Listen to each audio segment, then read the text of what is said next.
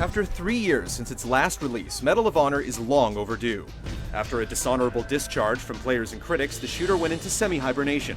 But with all the cash on the table for military shooters, Electronic Arts could only let it sit out the fight for so long.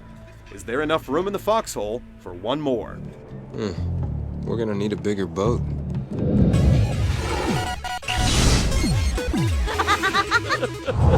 I am giving you 24 hours to get our forces into that valley.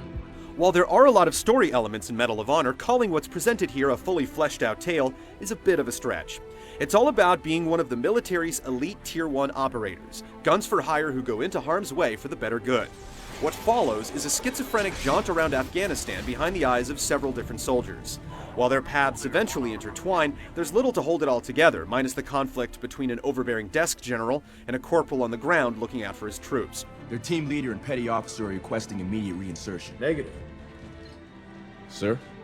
You never get to know any of the main characters, and so many acronyms are thrown around that some script passages almost need subtitles. We left 2 men at the LZ. Left. Correct, but the helo aided their escape prior to getting hit.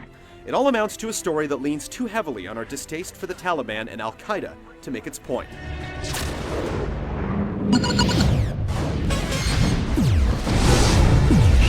Get down! The design doc for Medal of Honor must look more like a checklist than a collection of fully realized ideas, because it follows the blueprint of far too many games before it. Go, go, go! The campaign empties the full arsenal of military objectives onto the table. 1 minute you're taking over a military facility to set up your own, and the next you're taking out dug-in militants with a sniper rifle or spotting targets for air support. Terminate. There's no shortage of variety as you pilot ATVs or helicopters in addition to the oodles of foot soldiering that's required. The levels are almost 100% linear as you shoot down a path of invisible walls from one fray to the next. Weapon variety and authenticity is a high point, with many having alternate firing methods to discover and implement.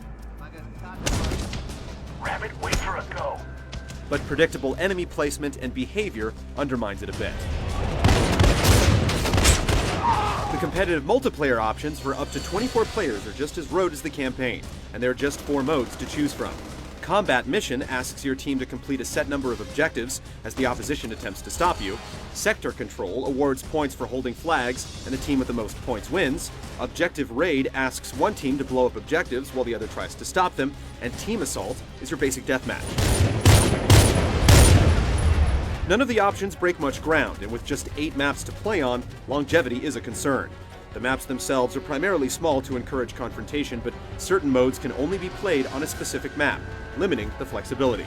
There's a 3-class system in place for the multiplayer that includes Rifleman, Sniper, and Special Ops. You can go in and customize the loadout for each, but there are limitations based on the class. You're awarded experience for completing mission goals. These points then unlock new weapons and attachments for play, while ribbons and medals are rewarded for single game or career achievements. As you tie kills together into a streak, you're rewarded with tactical support actions like mortar strikes or missile attacks. They're nothing groundbreaking, but they're fun to use nonetheless. The lone design innovation is Tier 1 mode, where you try to complete campaign missions as quickly as possible with no checkpoints. You can upload your times to leaderboards, and your friends can even leave markers to show how far they've made it. It's a step in the right direction for a game that otherwise follows an already blazed trail. Father, this is Colt 201. We seem to be taking some fire. At 4 to 5 hours, the campaign is extremely short. Tack on a run-of-the-mill multiplayer, and you have a game that reaches the status quo, but doesn't extend much beyond it. RPG, shit.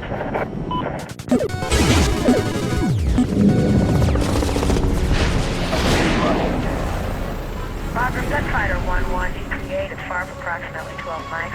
It's hard not to mention the Call of Duty franchise when reviewing games like this, and since Medal of Honor borrows the control scheme button for button, it's basically a necessity.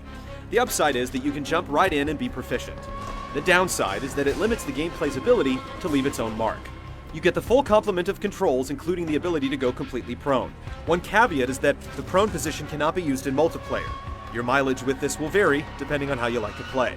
Cover is handled a little better in that you have the ability to peek around corners to pick off enemies while limiting your exposure. It works well, even though holding a shoulder button to do it isn't ideal. The other addition is sliding into cover. In theory, it's a realistic part of combat, but the game has problems choosing which wall to slide into, which can put you in compromising situations. The ballistics engine is practically non-existent. Where you point your reticle is where your bullet lands, so you don't have to account for distance or wind. Hit detection is solid in single player, but a little finicky in multiplayer, despite the developers spending time on it after complaints arose during the beta. Enemy AI borders on moronic at times. They're more than happy to stay in one spot to get assassinated, or keep popping out of cover to be shot. Your teammates aren't much better. While they will actually drop some enemies here and there, you'll spend a lot of time waiting for them to reach mission trigger points to go forward. It's a no-go. Moving to secondary LZ. Move! Grenades are extremely rare and it takes far too long to toss one, but it doesn't change the fact that Medal of Honor is too easy. On the normal setting, you almost have to intentionally compromise yourself to die. The few choke points that do exist are only there because you haven't yet memorized enemy locations. Toss in an extremely generous auto-aim, and we recommend playing it on hard for anyone who likes any semblance of a challenge. Medal of Honor features nice gameplay variety, but very little of it is done with much creativity. A few additions are hit or miss, and the lack of difficulty doesn't help extend what is a brief, but well-paced campaign.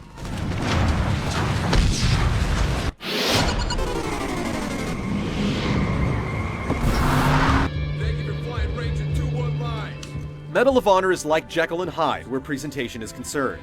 It can look great at times and completely average at others. It features a crisp, clean look, but the lighting engine is weak, providing for some rough-looking shadows. It tries to be as cinematic as possible, but many of the engine-based cinemas don't allow for any sort of camera control, which limits immersion. In multiplayer, the detail is toned down even further.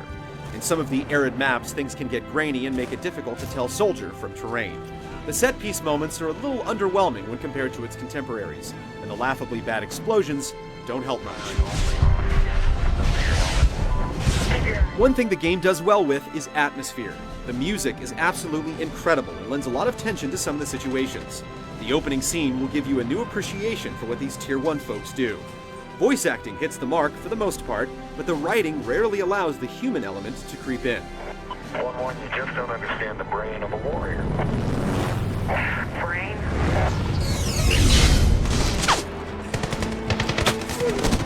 For a franchise that's been missing in action, Medal of Honor is a solid reboot that shows a lot of promise. It manages to nail the tenets of its genre, but with few trimmings. It's so blunt in its approach that it makes many other military shooters seem fantastical in comparison. And while the level of reverence shows respect for the subject matter, it's aimed a little too squarely at military buffs. You'll feel like you're painting by the numbers as you paint targets, but if you're looking for a stopgap, it's worth calling into service.